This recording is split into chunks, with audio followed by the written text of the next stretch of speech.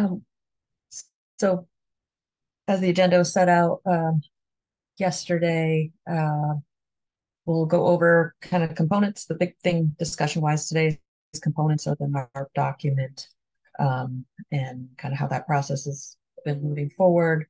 Couple reminders around the chloride, TLWQS, and just some other updates on bioassessment and our outreach materials and some engagement opportunities that are being offered this fall.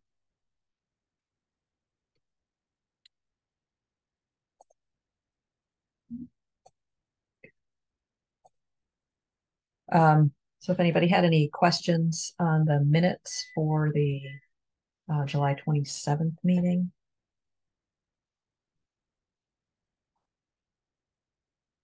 Okay. If there are no questions, is there a motion to approve the minutes as they were presented? You can either raise your hand or just voice.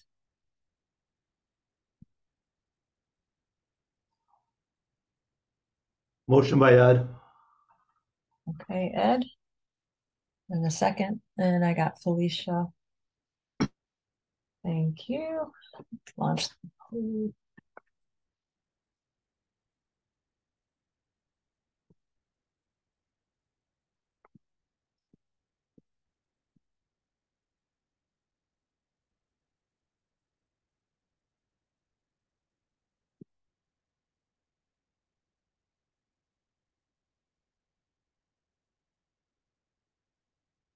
Okay, great. We have everybody.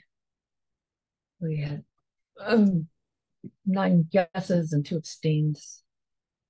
So the motion carries. Thank you.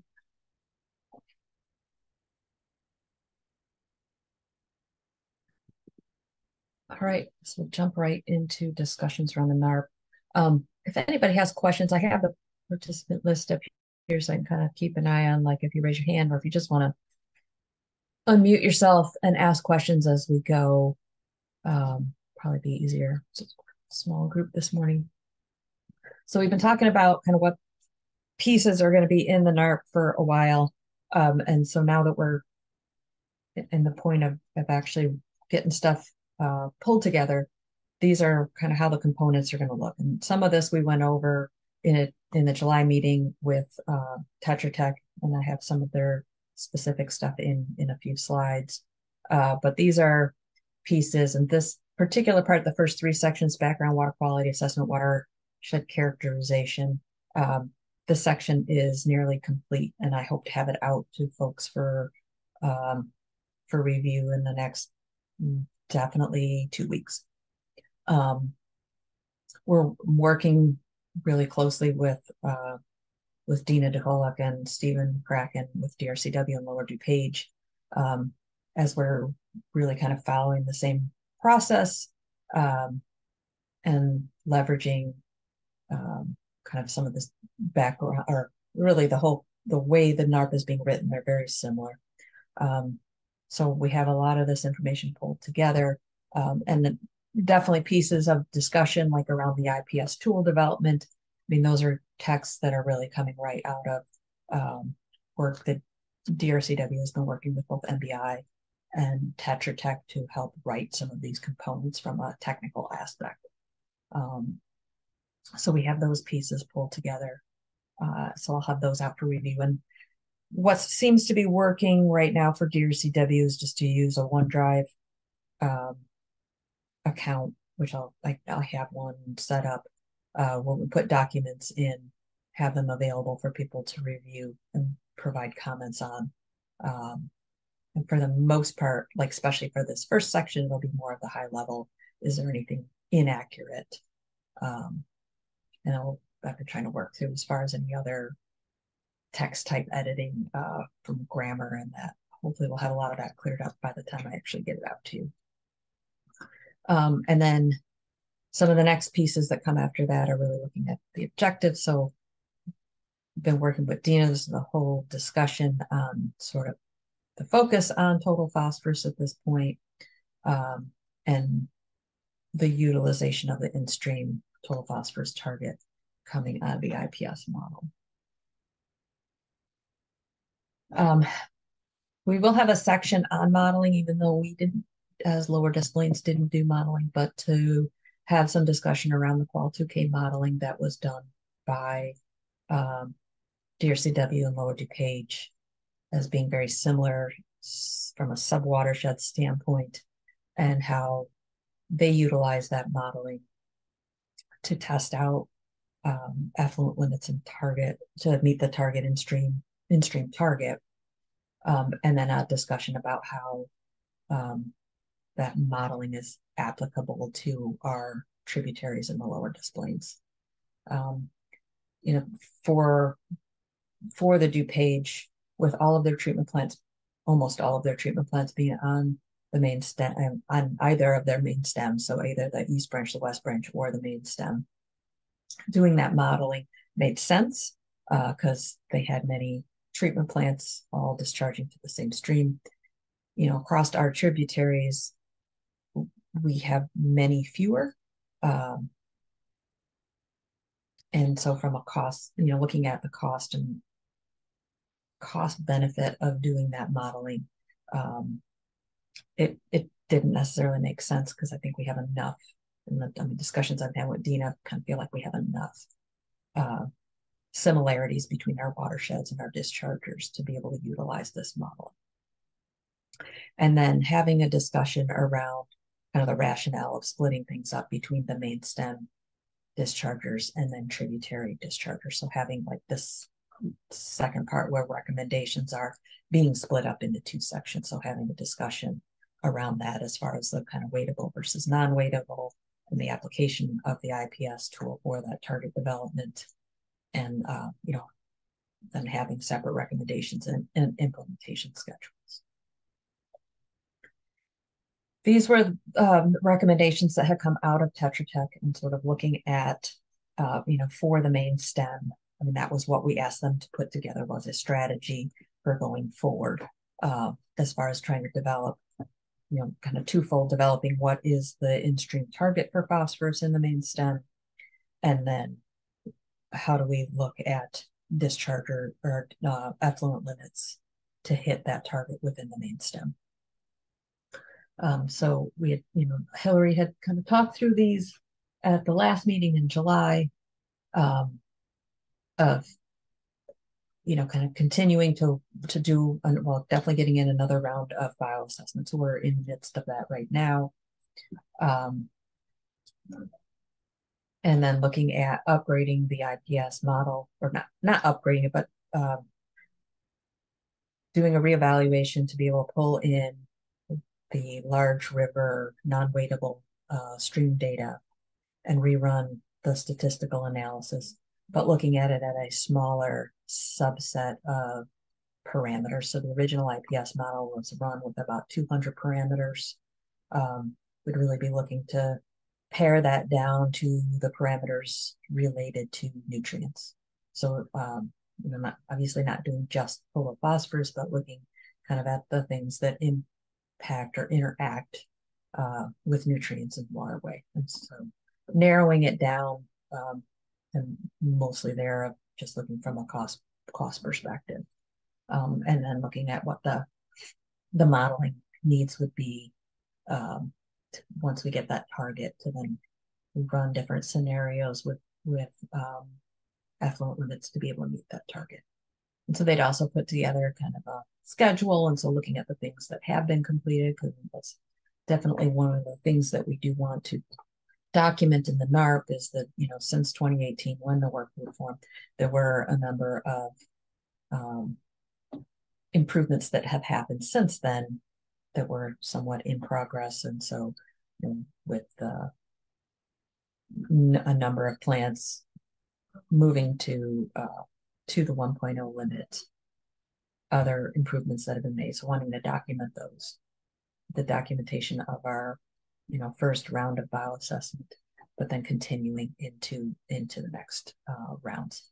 And so we have, going into next year, which would be year one of the next NARP. This is as far as all the understanding that we have from IEPA. You know, you turn it in 2023, and you're not done. That you'll be, you know, going forward and reporting on how, you know, on the implementation measures that were identified in the first NARP. So as part of our recommendations going into the next 5 years, particularly for the main stem, what we would be looking to do. So we have our first year of our second sampling round is this year. So we're working on the lower part of the main stem with the upper part of the main stem and the upper trips next year. And then we move into Hickory Creek and the other trips in the following years. But we would also look to be collecting some additional large river data within the Rock and the Kankakee watershed to be able to do the IPS model for large rivers. This is definitely something that we will look to potentially find partners within the Kankakee and Rock, as there are groups working in both of those watersheds, and to see if at the very least can we get some partnership and assistance on paying for data collection within those watersheds, and possibly with IPS as well. And in talking to Hillary, she suggested that modeling could get started prior to all of the IPS target being identified, in that there's kind of some calibration work and just getting the model set up that could be happening at the same time. That modeling work is something we would go out for bid again at some point, whether year 2 or 3. To figure out, to be in line with these next steps so that we would have a target by 2028. So this is what would be proposed, particularly for the main stem implementation sort of schedule. And just considering, these are our main stem dischargers.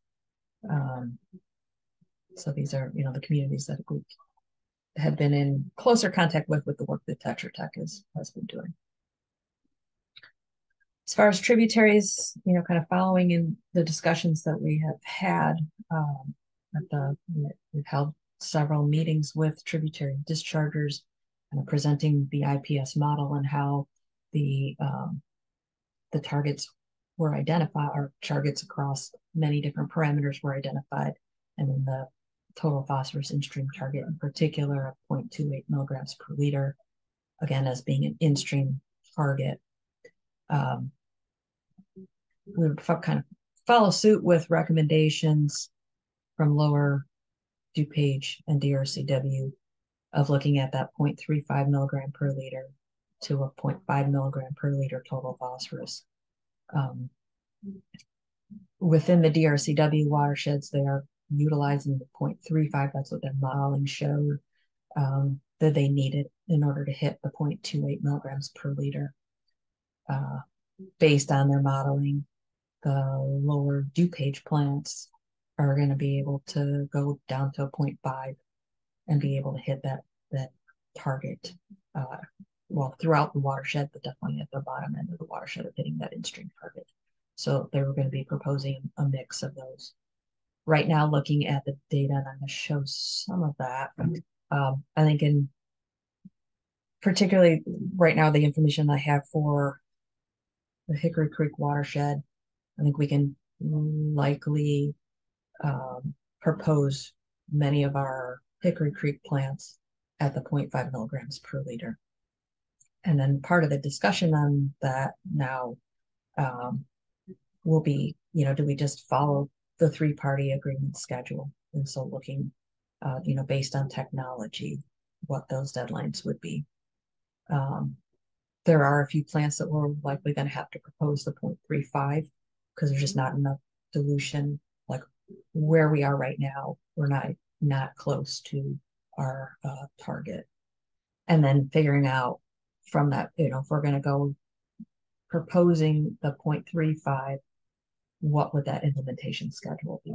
Right now, DRSCW is proposing 2038 as the earliest that they would hit the 0.35, and that may even be like hitting it by 2038, but not having to be held to the limit for like a 2 years potentially after that, kind of work the bugs out of the system.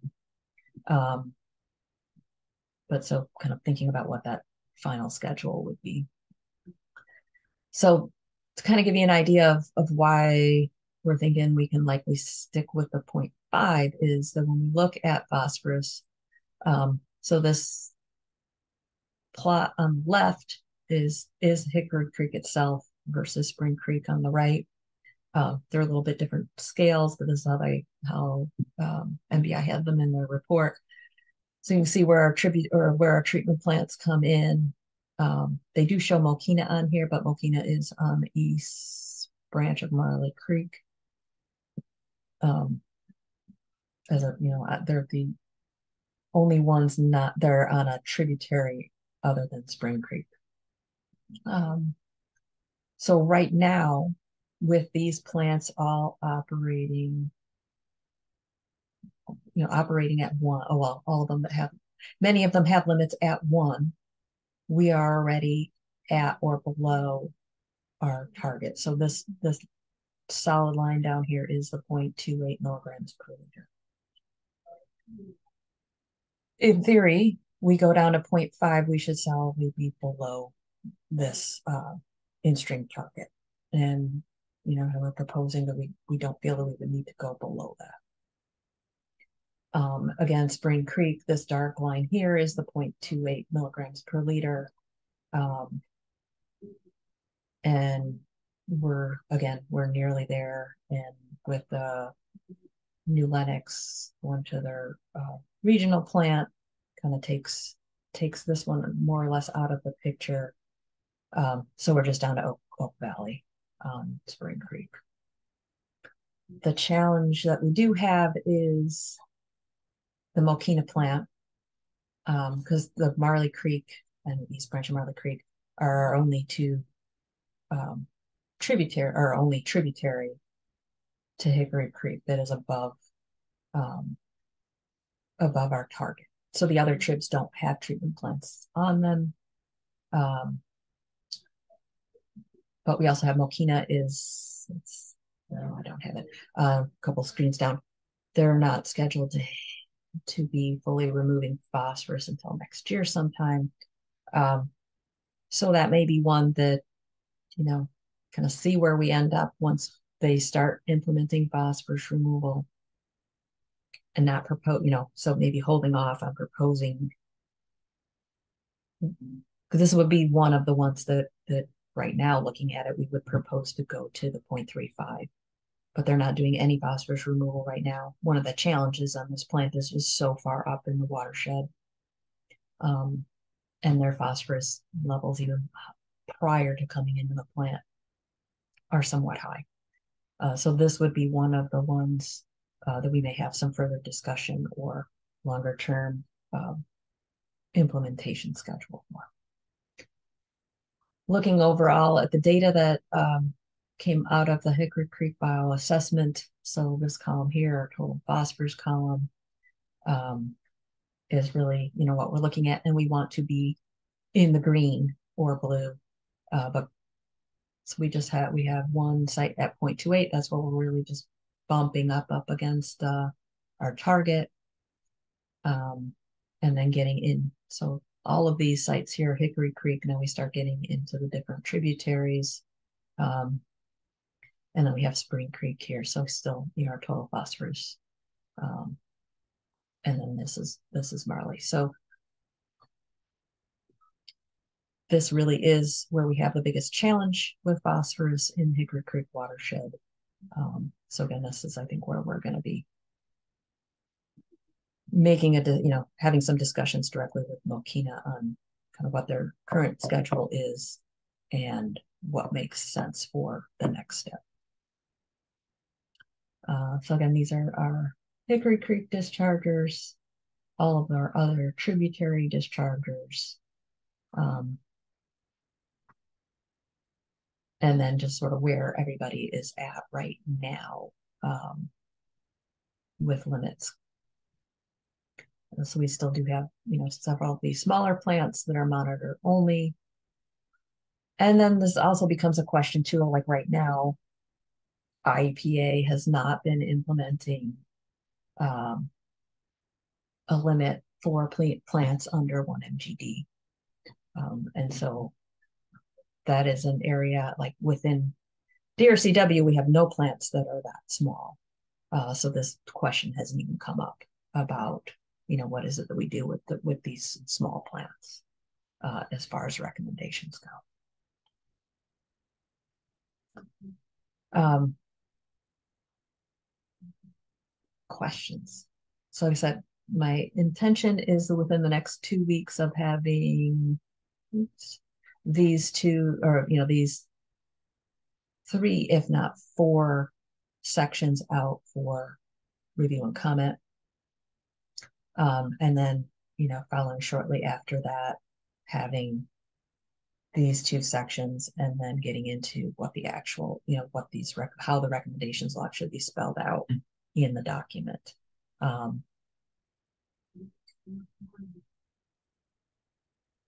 So that is kind of where things are at with the document itself. If I have questions, comments, feel free to call me afterwards.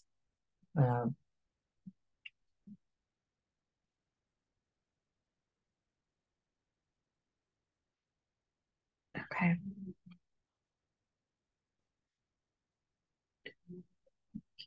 Okay. I will likely send out, actually the link for review will go out to all of our treatment plant operators. So the contacts that I have for our operators, or member agencies, where our primary contacts are for those that have treatment plants, as well as likely sharing them with the consultants who we kind of have regular contact with, who I know are working with many of you. That is who the NARP review links will go out to. If there's anybody else not within that group who'd be interested in getting those, please let me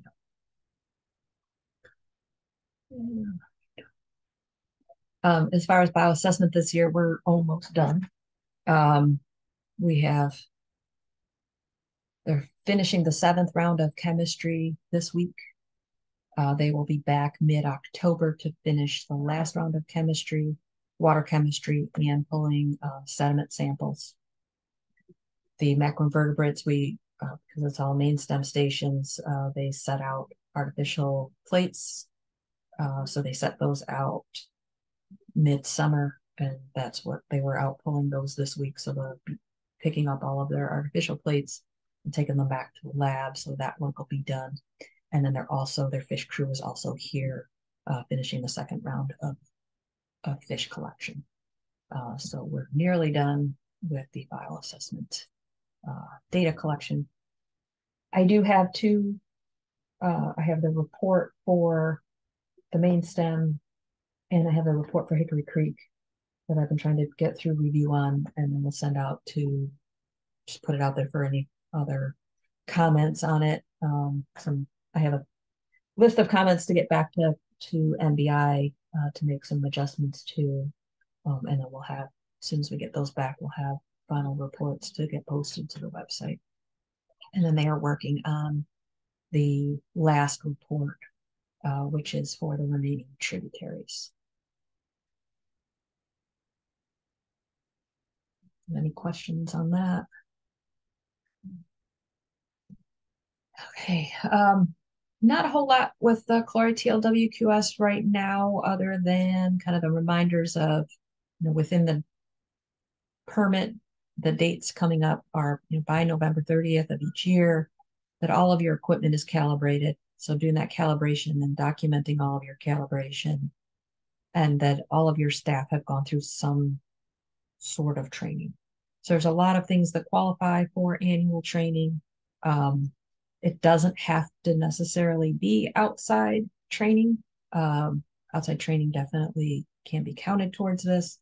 But the idea of, providing training to all of your staff as to how what's in your snow and ice plan, how it's being implemented, what kind of documentation are they responsible for? How do they fit into good housekeeping? practices, discussing how decisions are being made around application rates um, and sort of what those expectations are in using whatever technologies, BMPs that you have. So those are the types of things that kind of to go over every year. That's part of your annual training for staff, but those are things that need to be done and documented by November 30th. We do have the chloride TLWQS page on the website within the lower display section, our work.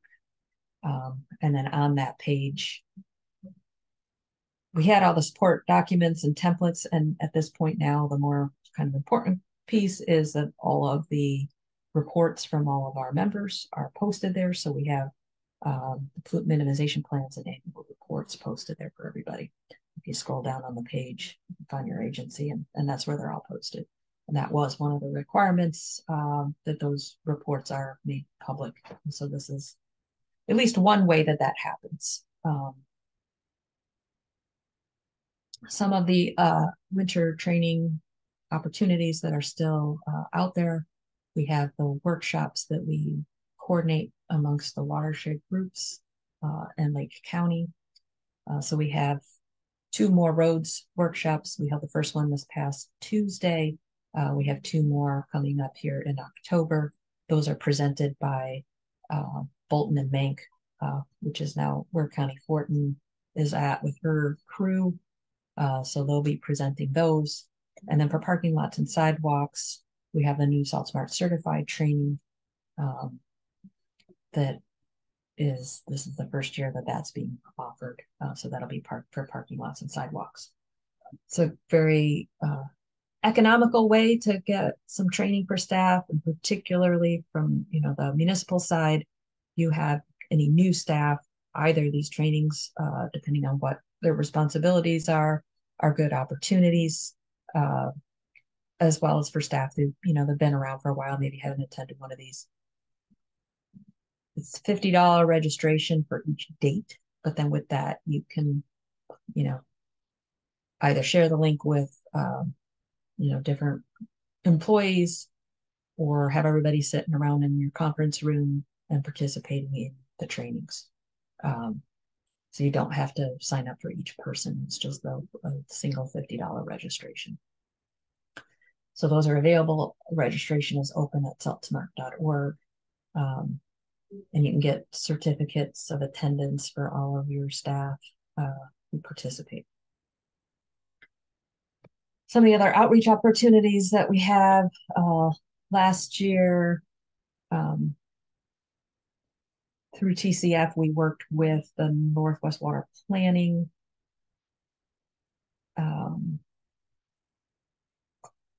Alliance. And they worked with several libraries, including the Joliet Library, to develop the Salt Smart New exhibit. So it has 8 double-sided panels. There's Spanish on one side, English on the other side. And we have these panels now available kind of to be able to be checked out, so they can be used at whether your library or any public space, municipal centers, community centers that would be interested in hosting this. We do have a sign-up form. So I think I included this kind of little flyer that we have in the agenda packet. But if you go to the lower DuPage Des Plaines Watershed website, it's right on the front banner. You can click more, and then you can click to reserve. So like right now, the Joliet Library will have it from November 6th to December 8th. But if this is something your community would be interested in having, you can go in there and sign up for a chunk of time, and then we'll just confirm with you on dates. We also have the cups, the Salt Smart cups to go with this, as well as some social media posts and things.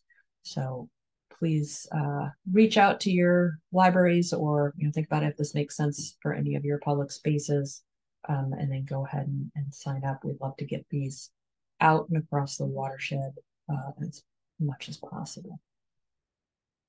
So here's kind of what the panel graphics look like. They're really geared towards residents and across the board of, all the different impacts of chlorides, but then what people can do. And they're also set up where, like, if you don't have the space to utilize all 8, then you kind of pick and choose which ones make the most sense for the space that you have. Uh, but they're pull up like shades so that they come in 8 bags. They're small bags. They're easy to transport. Um, so we'd love to get them out. One of the other engagement opportunities that we have coming up is Conservation Foundation is working with Illinois River Watch to coordinate the Winter Chloride Watchers volunteer monitoring program. So we have a number of dates. We're actually coordinating with the Joliet Library. We're going to be hosting one of the trainings during that opening week of the displays being up. We have some other opportunities kind of across the region, as well as having a couple of virtual dates. But we're looking for volunteers who are interested in going out and collecting chloride samples once a month between November and May. It utilizes an online platform called Water Rangers. So people can create an account in the app and you upload your data, and it all gets posted on the web pretty much immediately. So it's a nice way to get people engaged. We have we'll have reminders that go out every month, as well as providing information and tips and kind of helping to educate people around the impacts of chlorides and what they can do. And here's a way that they can help participate in collecting data. We can collect data from pretty much any type of water body. It could be the detention basin in their community, the small stream that runs through their neighborhood, parkland. So the training itself will really go through choosing sites, well, cover impacts and things that are going on within our region around chloride reductions, how to choose a site, how to be safe, and the safety aspect of choosing a site, how to actually collect the samples, and use the test strips, and then how to use the app to be able to upload the data. So it's about an hour training. We provide all the materials. And it's a great way if you're interested in participating, whether you're sharing the information and getting volunteers to participate in the program, coming to one of the workshops that we have kind of already have dates set up for, or the virtual dates, or if you're interested in hosting one of these in your community and working with TCF to get people there and get people trained.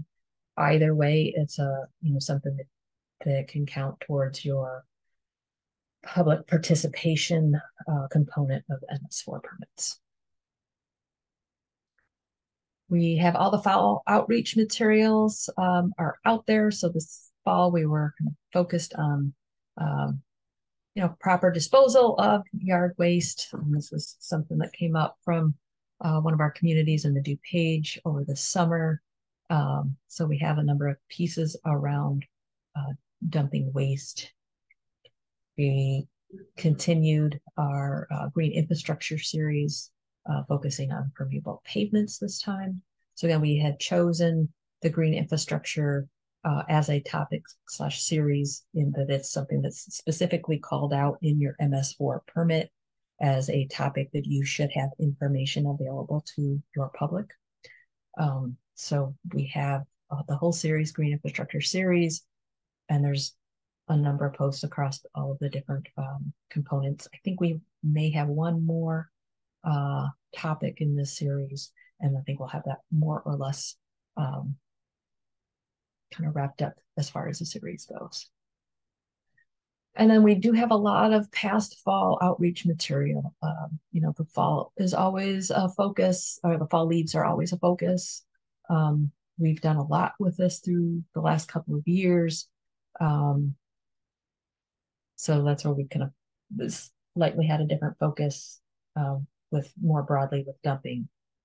But we still have all of these previous materials, blog posts, and social media posts on proper leaf disposal and collection and different ways that leaves can be used on site, and some of the problems associated with them getting into our rivers and streams. So definitely chat with your communications folks. I know we have a number of communications folks on our email list. We have a specific email list kind of reminding people about materials that we have. But if if you don't think your person is on this list, please reach out to me and I can make sure, or if there's somebody new in your organization who we should be reaching out to and getting this information to, let me know. Leah sends these out pretty much every quarter. Well, yes, every quarter we have new material. So we'll have like our winter stuff comes out by the end of October. So I'll be updated then. I think that covers it for our outreach materials. Again, we do have a Facebook group or Facebook page for the Lower Des Plaines Watershed Group. Leah posts all of our materials on here. She kind of has them scheduled throughout the season. So it's another opportunity to be able to share from here or just take materials as they're presented on the website and utilize them within your own communications. And we do post all of our, I haven't taken a new screenshot of this in a little while, but we do have all of our meetings are posted on the Will County Watershed's YouTube channel. We also have links to them from the Lower Des Plaines DuPage website. So going back to the Lower Des Plaines part, there's a section for meeting minutes and presentations. So you can get to those links from there as well. Our last meeting of 2023 will be at the end of November, so the week after Thanksgiving. We'll be meeting November 30th. That'll be the last meeting for 2023. And then the other dates, again, just reminder on the de-icing workshops coming up. Registration are open for those. And I think that is all I have. Are there any questions, comments from folks?